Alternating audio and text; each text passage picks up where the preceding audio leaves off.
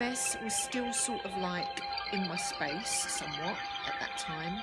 No, it was 2008, excuse me. Yeah, it was 2008. 2010 I was in Dominican Republic. 2008, and we'd gone over to Cuba, actually. It was Christmas time. And we decided to take like a side trip out to one of the islands where there are dolphins present, and you'd get to like swim with them and play with them, but not in a pool. We're talking about in the open sea, okay? So I really did not expect what it is that unfolded, because as soon as we got there and I saw them to start with, I kind of started to shake, and I started to get really emotional, because I really started to feel the vibration of the beauty of these beings. You know, it was just so profound, and I felt like such a twat. You know, I felt so stupid. Goals, what do you mean by that, my love? Was it one of my yeah, I get, if it was one of my goals, if that's what you mean, yes.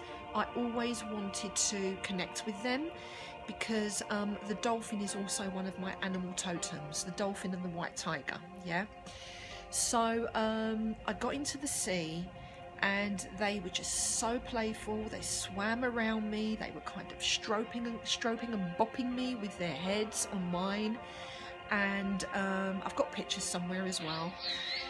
And it was just so profound. Oh God, you must. I mean, it's not just like the entertainment, but the healing, I'm telling you. And they were making all their squeaking and clucking noises. And truth crew, I just started to bawl like a baby. I started to cry. And there were other people present, and we were with some friends as well from Canada. And I just felt so stupid. I was ashamed of it a little bit, because I didn't know where it was coming from. But the truth of it was that I was receiving a really deep, profound healing. Oh my gosh, I can't tell you. It was so profound. And then of course, I'm not now, but then I was. I felt really stupid, yeah, because it was right at the beginning of my development. It was, you know, the early days, yeah. And it was so amazing. And then I found out, of course, that as they swam around me and bopped me, and they were playful, they were stroking and pushing and playing and wiggling and kissing and clucking, that the reason that I was so affected emotionally is because they do have an effect on our DNA, yeah, our spiritual DNA, our emotional DNA. And they were having a direct and a profound effect on me right there. I know, it was just amazing. And the beauty of it was not just then, but what happened was, it was from that moment onwards, truth crew. It was that precise experience, and it was that moment onwards that, yeah, I know, it's just stunning. It was from that moment onwards that my healing actually activated. It was from that point forward. It was the beginning of my healing process. So, shining love, my love, and everyone else that's here, if you can't actually access real live dolphins like I did, how you doing, honey? Thanks for coming. If you can't access live dolphins, but out in the open, okay, please do not, and I invite you to boycott things like Waterworld and all this kind of, you know, all that Disney bullshit stuff with cetacean family that they have enclosed in these pools, performing for dolphins. These beings, guys, SeaWorld, thanks. Yeah, I went there. And again, that was at the beginning of my development when I went there. And when I saw it, I was just so hurt. I just felt the pain of these beings.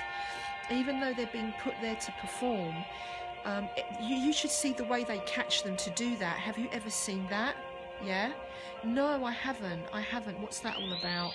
It's disgusted with the whole thing, and they should close the fucking thing down. I'm sorry, but it just really pisses me off, you know? And Yes, me too. Stopped going to zoos, stopped going to these kind of, you know, Hollywood glorified entertainment centres where they use these beings for entertainment. I also once went, again, right at the beginning when I wasn't aware of it, I'd gone to Phuket Zoo, and they had this most amazing Bengal tiger, Blackfish documentary about killer whales and sea. Okay, I probably wouldn't be watching it because it would probably really hurt me badly, but I have seen other documentaries about that. And I was in Phuket again, it was like 2009 I think it was, and they had the most amazing Bengal tiger, and he was all drugged up, right, just so that people can go and stroke him. And I absolutely lost the flipping plot. I lost the plot. I mean, it wasn't the keeper's fault, of course, but I started going off at them, you know, such an amazing being. He was just all docile and all, you know, he wasn't him, you know, and he was completely imprisoned. And I totally felt that, you know, in my bones, in my heart, in my soul. And I couldn't handle it, you know, I just couldn't handle it. And I was crying so hard, and I just said to Chris, get me the fuck out of here. Those were my very words, because I didn't know that that's what I would encounter. I didn't know that. And it was from that moment on, and also the SeaWorld moment, where I decided never ever to give my money to go pay and see these beings being so enslaved the way that they are by us. Who are we? Who are we? And we call ourselves a more superior being, okay? Bullshit, bullshit. We're not superior in any way whatsoever. In fact, the animal kingdoms, exactly, it's the same thing. The animal kingdom is by far more superior than we could ever be. Are you aware of Kevin Richardson? He works with lions and the natural. Yes, I love Kevin. Yes, he's amazing. And I've also been to a sanctuary in Bangkok, whereby they look after tigers and stuff. And they've tried to put it on them that they're making them docile and all this kind of stuff, but it's not true. It's absolutely not true, because I've been there, I've been behind the scenes there, and I know people that work behind the scenes at the tiger sanctuary off of Bangkok, and the tigers there are treated with absolute integrity, okay, or at least when I visited at the time that I did, it was then. I don't know if that's changed, okay, but until then it was very, very integral and very, very humble. So just wanted to share that with you. Now back to our dolphins. So this was the experience that I had with dolphins, and it triggered the beginning of my healing process. It was the beginning of transforming my multiple sclerosis to absolute self-mastery. It started from there. It started from there. No, not at all, not at all. We had to do that so that we could give other examples, yeah? So it all happened from there. And animals don't love money. That's the difference. Oh my God, Erica, you're so bang on with that. It's so true. And it's so sad, yeah? It's so sad.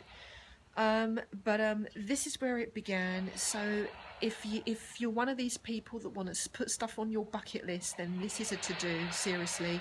But make sure that they are not in any enclosure. If you choose to do it, it's got to be in the open sea, okay? The next thing, the constellation of Sirius. So it is thought that, you're very welcome, I thank you. So the constellation of Sirius, Truth Crew, it's all about the cetacean family. It's known that people have, or beings rather, have come from the constellation of Sirius that have had fins and wings, and specifically the dolphins. It is also said that from the constellation of Sirius, as well as beings from other constellations, have been put here on Earth either as in the form of dolphins, or they have decided to become human form so that they could offer their healing wisdom and their healing powers but from the dolphin being. So I don't know if you're aware of that, but it's very, very beautiful. And it's also connected to mer people, so like mermen, mermaids, okay, and dolphins. It's all about the healing of the planet. So even though it is connected to mythology, guys, the etymology of mythology and mythos, okay, mythos is actually true story, okay, but we've kind of put a twist on it, yeah, in our human language, and say that mythology is false storytelling, or it's just storytelling and it's got nothing to do with truth. In fact, you will find that mythos is very much connected to absolute truth, okay. So the dolphins made a pact with primary source and said, yes, we are going to be involved in the evolution of planetary consciousness, specifically on the planet Gaia, which is the planet Earth, okay, and perhaps other places too. And so planet Earth, or Gaia, was considered in Greek mythology to be the navel, the belly button of the universe. And the dolphins arrived from Sirius to our planet, our beautiful planet Gaia, and they then decided to either come in as human form or to guard the seas and the oceans, and that is all about emotion, of course, which is why I became so emotional in that amazing journey that I had in Cuba with my amazing cetacean family. So this is the connection to Sirius, the constellation of Sirius, and why they, or we, came to this planet. So perhaps we may have some of those frequencies as beings of dolphin, okay? And I'm feeling that I've got some of that going on, perhaps, yeah? And I don't know if you feel it going on too, but it's something super amazing, and I feel a very strong correspondence to my dolphin brethren, to my dolphin family. So have you got any questions about the Sirius constellation and our arrival to this planet? Yeah, and how they are assisting us. So how are they actually assisting us? The way that they are assisting us, Truth Crew, is their absolute intelligence. They are always reaching out to us. They are always not harming us. They are always assisting to heal us, and they are doing their best to have this known. And who knows it? The people who are evolving, the people who are ascending, the beings who are expanding in their own evolutionary consciousness are now starting to feel the connection between ourselves and the beautiful cetacean family, yeah, and the whales also, okay. Also, they are affecting our DNA. They are a part of our DNA awakening. They are causing vibrations, vibrational frequencies to oscillate at the DNA level, which is contributing to our awakening as humanity. And so I really do invite you to explore our correspondence to DNA, and in one of my next scopes I will do a specific DNA process, but one that is connected to the dolphin and the whale matrix. How would you like that? Is that good for you? And that particular transformation process is in one of my classes, which is called Advanced Chakras and Energy Fields, Fusion 7 Healing Advanced Chakras and Energy Fields, and we explore the cetacean family, whale and dolphin matrix. I'm not going to do it in this scope, my love, because I'm coming around to time out now, but I will be sharing that with you in the coming days. So it's going to be a specific DNA process involved with our beautiful cetacean